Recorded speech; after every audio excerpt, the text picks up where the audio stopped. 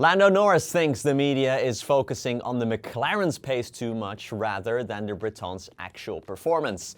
Norris argues both he and Oscar Piastri drove very well in Melbourne, with the Briton taking his 5th career win in very tricky conditions.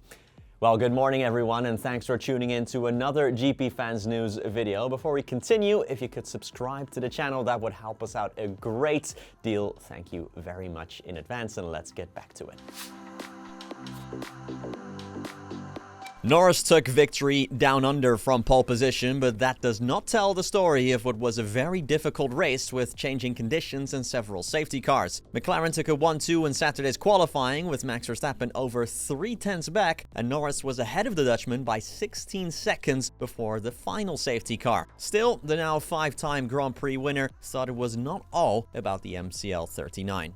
Quote, "I don't know why people always talk about the car so much. Too many questions in the media are about just the car. Me and Oscar drove very, very well yesterday. I'm not saying others didn't, but others should not have been as far off as they were. That was clear. But I think we do, by a little margin, have the best car. I'm not denying that, but not everything is about the car, and that's clear." Isaac Hadjar started the carnage in Melbourne, crashing his V-carb at turn 2 of the formation lap. Dr. Helmut Marko has dubbed the incident as, quote, "embarrassing." Hadjar was very emotional after his crash, even being consoled by Anthony Hamilton, father of Lewis, on his way back to the pit lane. Speaking on the Austrian television, though, Dr. Marko had no sympathy for his pupil. Quote, "He put on a tearful show. That was pretty embarrassing." Red Bull team principal Christian Horner did put a proverbial arm around Hadjar, reminding the Frenchman that better days are ahead. Quote, "It was quite heart-wrenching to see him so gutted, his first Grand Prix. You forget that these guys are just kids really, and obviously a lot of emotion for him today, but I think when he strips it back, there's an awful lot of positives he can take out of the weekend, and he's got many bright days ahead of him."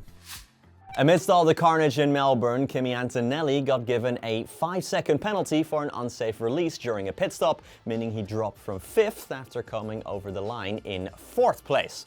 When coming in for new tires, Antonelli allegedly impeded the Sauber of Nico Hülkenberg, giving him the penalty. However, after Mercedes submitted new footage, it became clear to the FIA that the rookie actually did not impede Hülkenberg or any of the pit crews as he drove past, meaning his penalty was overturned and he kept his 4th place. A brilliant debut for the rookie. Well, that's it from me for this morning. I'm back later today, so I'll see you then, and thank you so much for watching.